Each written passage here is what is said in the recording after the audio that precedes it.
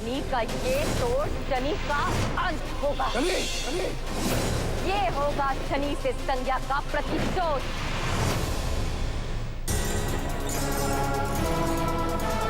कभी कभी बुरा समय आने पर सारे नकारात्मक घटनाक्रम एक साथ घटित होते हैं,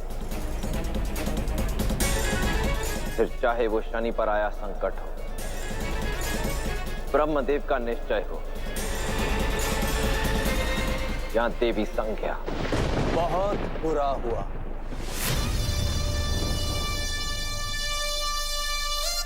देवी पद छीन लिया गया आपसे। मैं आपकी पीड़ा समझ सकता हूं। मैंने भी एक बार शनि के कारण अपना इंद्रासन खोया था। उस शनि की मार बड़ी घातक है। मेरा अपमान करने का दुस्साहस मत कीजिए देवराजेंद्र। मत भूलिए कि माली सुमाली को भटकाने के पीछे आपका भी हाथ था।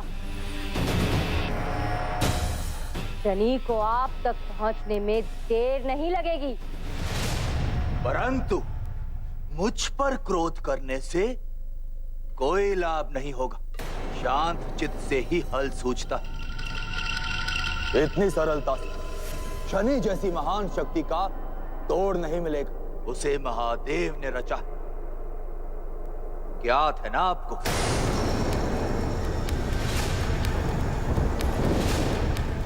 इतनी सरलता शनि जैसी महान शक्ति का तोड़ नहीं मिलेगा। उसे महादेव ने रचा। उचित कहा आपने इंद्रदेव। महादेव ने शनि का सृजन किया है और महादेव के सृजन में एक विशेष बात है, संतुलन। सृष्टि में हर शक्ति का विलोम है और हर ऊर्जा का तोड़ है, तो अवश्य ही शनि का तोड़ भी होगा। विचार प्रशंसनीय है देवी संज्ञा, परंतु कल्पना और वास्तविकता में अंतर होता है। यदि शनि का तोड़ है तो भी कहां है वो? कौन रहो राहु?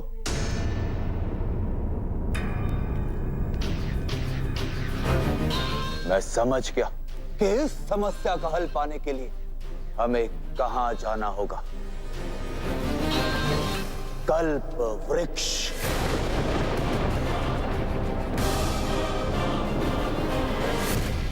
हाँ, कल्प वृक्ष जो मन चाही वस्तु दे सकता है। हम उसी कल्प वृक्ष से जाकर शनि की शक्ति का तोड़ मांगेंगे,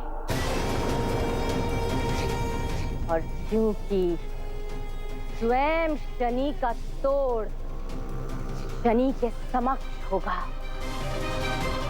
तो महादेव भी शनि की रक्षा नहीं कर पाएंगे।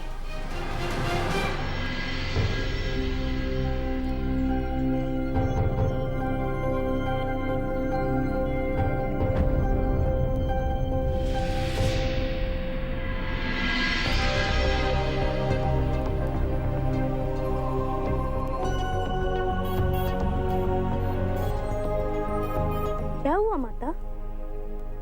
आप चिंतित हैं?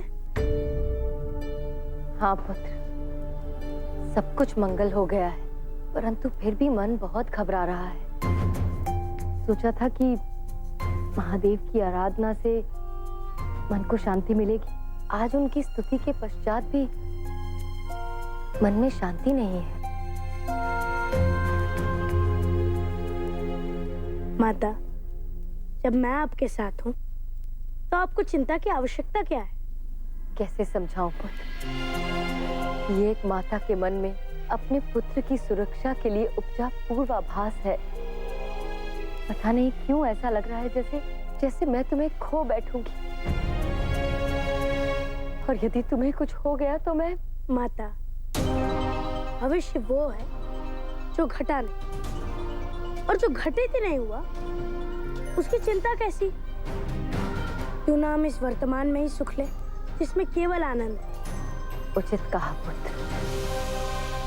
तुम यहीं बैठो, मैं महादेव की आराधना के लिए जल लेकर आती हूँ।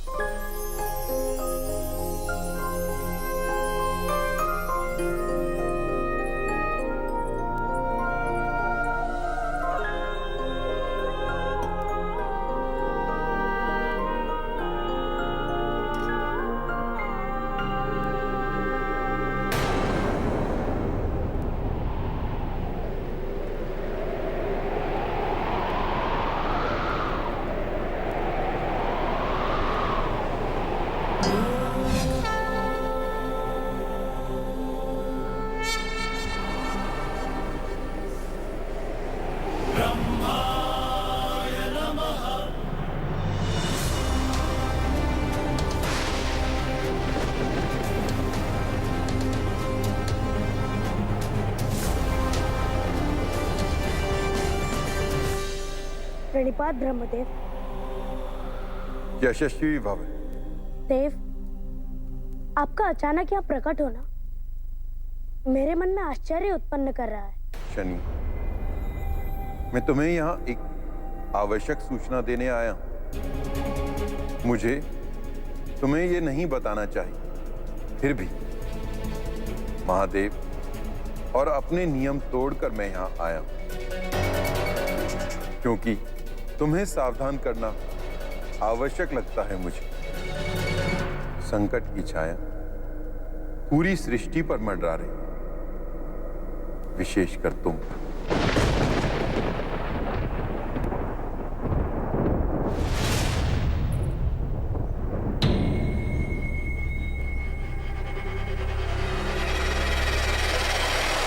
कहाँ है कल्प वृक्ष?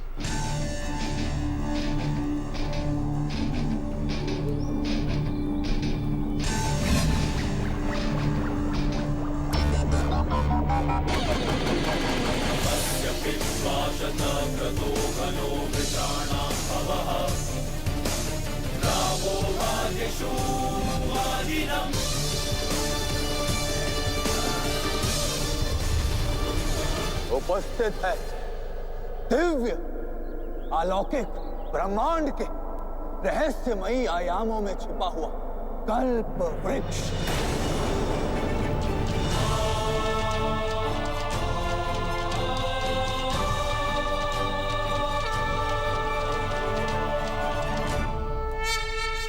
अब आप धीरज का साथ छोड़ सकती हैं।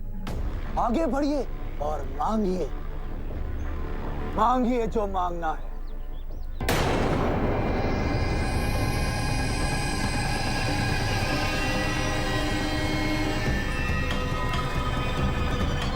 महादिव्य, महाफलदायी, महान कल्प वृक्ष, अपनी शक्ति का प्रदर्शन करो। मेरी टूटी हुई आशा में पुनः प्रकाश भरो। मेरे प्रतिशोध का अस्त्र दो। शनि का तोड़ दो, ऐसा तोड़ जो शनि के अस्तित्व को तोड़ दे।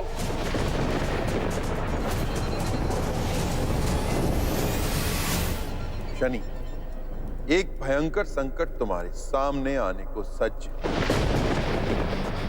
यद्यपि महादेव नहीं चाहते थे कि तुम्हें उस संकट के विषय में चेताया जाए, परंतु मेरे विचार में तुम्हें सूचना देना आवश्यक है। मेरे विचार में महादेव ने जो भी सोचा है उचित ही सोचा होगा ब्रह्मदेव, और मैं उनके निर्णय का सम्मान करता हूँ। यदि महादेव चाहते हैं कि मुझे अपने भविष्य के विषय में कुछ भी ज्ञात ना हो, तो मुझे अपने भविष्य के विषय में कुछ जानने की इच्छा भी नहीं। तो ठीक है शनि, अब जो परिणाम होगा उसके उत्तरदायी तुम स्वयं होगे।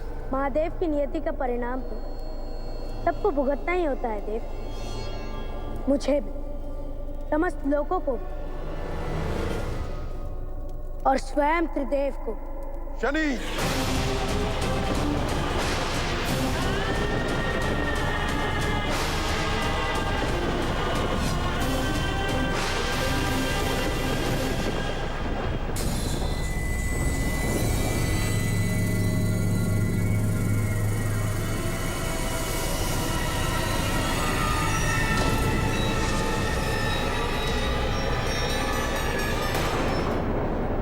मुझे शनि का तोड़ दो महान कल्प वृक्ष।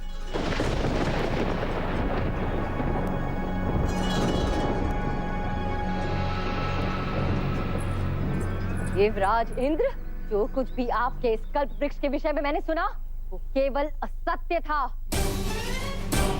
कोई शक्ति नहीं इसके पास, ये केवल एक भ्रम है, भ्रम। शनि नामक समस्या का कोई तोड़ नहीं है इसके पास। असंभव। ये कल्प वृक्ष है ही इसलिए क्योंकि हल कल्पना को साकार करता है, जो मांगो सदैव देता है। सदैव नहीं इंद्रदेव, कदाचित शनि का तोड़ इस कल्प वृक्ष की कल्पना से भी परे है।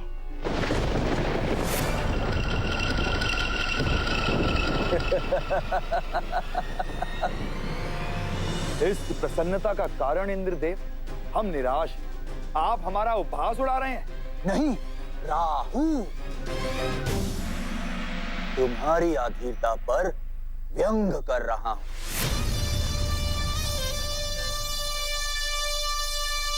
कल्प वृक्ष ने वो दिया जो हम चाहते थे, बस वो हमें नहीं दिया। सोचिए कि आपके मांगने पर भी कल्प वृक्ष ने शनि का तोड़ क्यों नहीं दिया।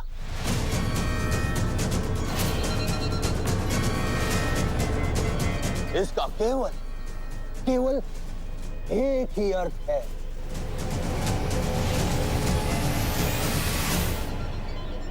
शनि का तोड़ पहले से ही अस्तित्व में है। कोई है जो उस तोड़ की रक्षा कर रहा है, उसे समक्ष आने से रोक रहा है, क्योंकि वो तोड़ शनि की ही भांति शक्तिमान है। परंतु किसने छिपा रखा है वो तोड़, और कहां? मुझे विश्वास है कि वो स्वर्ग लोक में तो कहीं नहीं है, और पाताल में भी नहीं, अन्यथा मुझे ज्ञात होता। और सूर्य लोक में भी नहीं। आप लोग एक बार पुनः उसे अपने अपने लोकों में खोजिए, इससे पहले कि वो अस्त्र हमारे हाथों से निकल जाए। हमें उस तक पहुंचना होगा।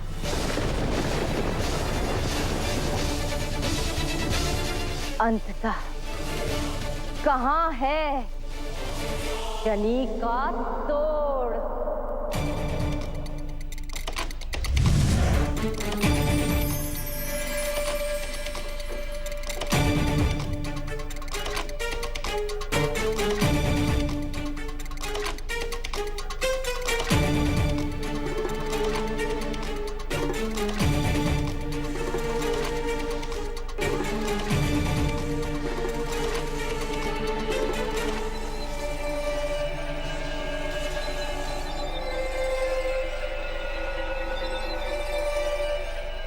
अब मैं क्या करूं शनि पुत्र, क्या करूं पुत्र, क्या करूं?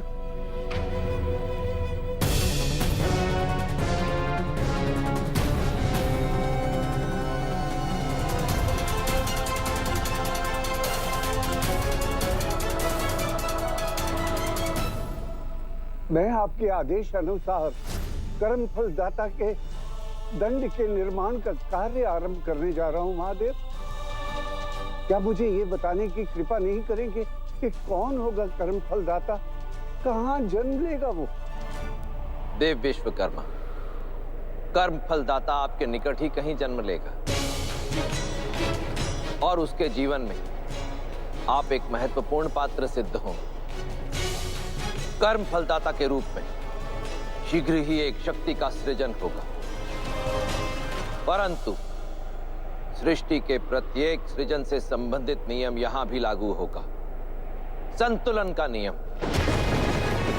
कर्मों का फल देने वाली शक्ति भी संतुलन में ही सृजित होगी। एक ओर जहां उसमें सकारात्मक शक्तियां हों, वहीं दूसरी ओर उसमें नकारात्मक और विलोम शक्तियों का निर्माण होना भी अति आवश्यक है। आपको इसी शक्ति को सहेज कर रखना होगा, ताकि वो अनुचित हाथों में ना पड़ जाए।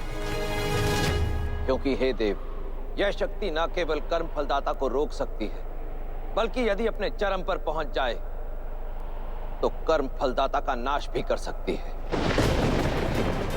स्मरण रहे, कर्म फलदाता आपके निकट ही कहीं जन्म लेंगे और उनकी विलोम शक्ति को आपको सहेज कर रखना होगा, सुरक्षित रखना होगा।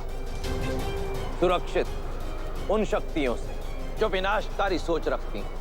परंतु महादेव, कब तक इस शक्ति की रक्षा करनी होगी? 12 वर्ष की अवधि तक। जब तक कर्म फलदाता 12 वर्ष के नहीं हो जाते, तब तक आपको इस विलोम शक्ति को छिपा कर रखना होगा। छिपाकर इसलिए देव, क्योंकि जो भी कर्म फलदाता को क्षति पहुंचाना चाहते होंगे, वो इस शक्ति को ढूंढने का प्रयास अवश्य करें। परंतु हां, ध्यान रखने वाली बात यह है कि जब तक कर्म फलदाता 12 वर्ष के नहीं हो जाते, तब तक उन्हें इस शक्ति का भान भी नहीं होना चाहिए। क्योंकि यदि ऐसा हो गया तो उसके कर्म और चयन में बाधा उत्पन्न हो सकती है।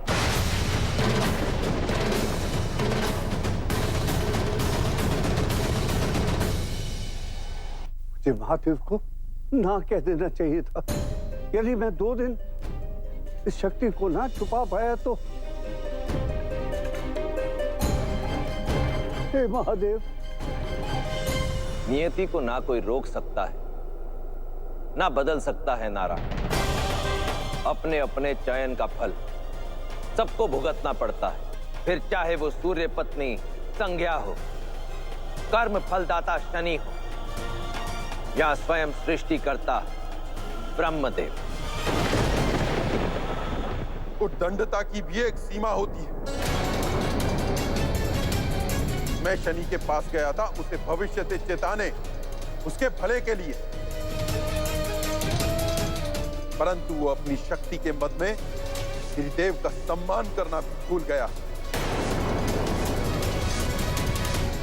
कर्म फलदाता होने का यह अर्थ नहीं कि वो सृष्टि के निर्माता से भी ऊपर हो गया। एक देव में अहंकार और अभिमान का जागरण होते हुए यह भी देखा कि उस देव को यह अनुमान ही नहीं कि जब भी उसके अंदर अहंकार जागृत होगा, उसका नाश करना मेरा उत्तरदायित्व होगा। आपने उचित कहा महादेव।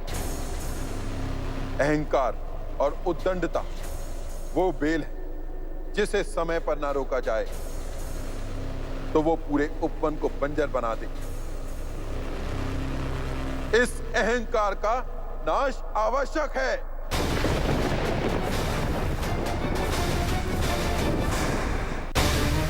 आश्चर्य है महादेव, ब्रह्मदेव समझ रहे हैं कि आप शनि के विषय में बात कर रहे हैं, परंतु ये चेतावनी स्वयं ब्रह्मदेव के लिए है।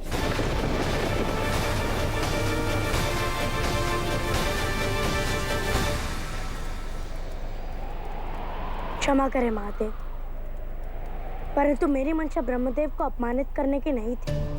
उनकी सूचना अवश्य मेरे चयन को प्रभावित करती, परंतु मैं ऐसा उन्हें नहीं देना चाहता था। कभी कभी अज्ञानता भी वरदान सिद्ध होती है।